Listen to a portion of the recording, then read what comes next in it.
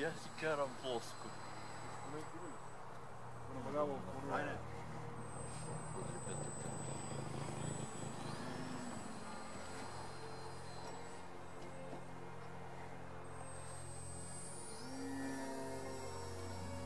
Днес, аз ти съветвам следващата година да минеш на това, да отидеш на F3A, нали? Да, бе, да, ще ходя. С това? Само това си мислех, как да не ходя да се състезавам. Добре казвам. Ето виж, Радосмана си го прави. Той фигурно може да покрие с комплексите тотално.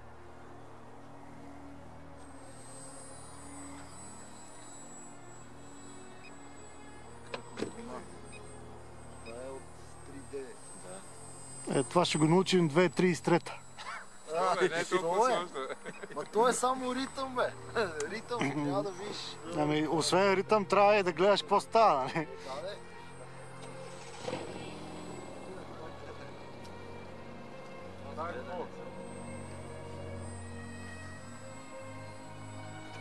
Тя кара.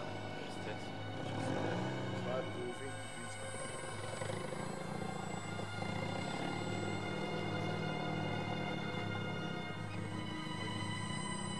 Велко, ти така ли обръщаш на пилотажката?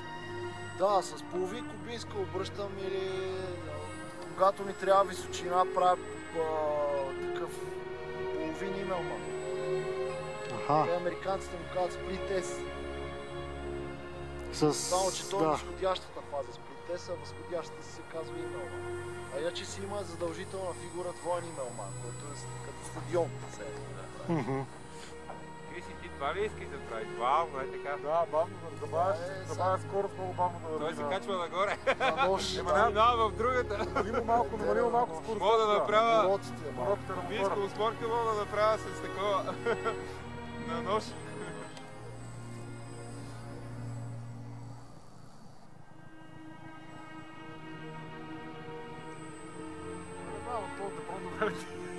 Депрон е идеален просто.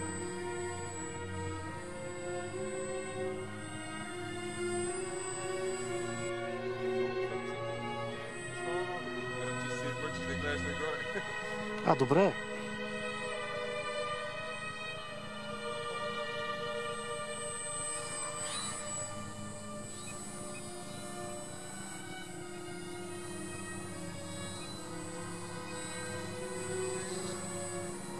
Върха.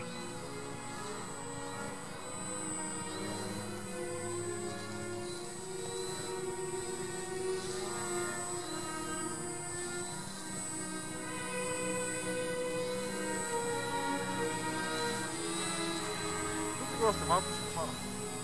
Аз не си го бачвам сега. Тя гледам след ти да го снимам.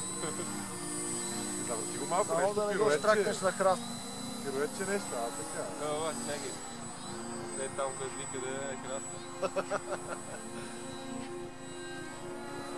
Нямам още около нея. На слънце през визиора много добре се вижда. Не като вчера. Жестоко.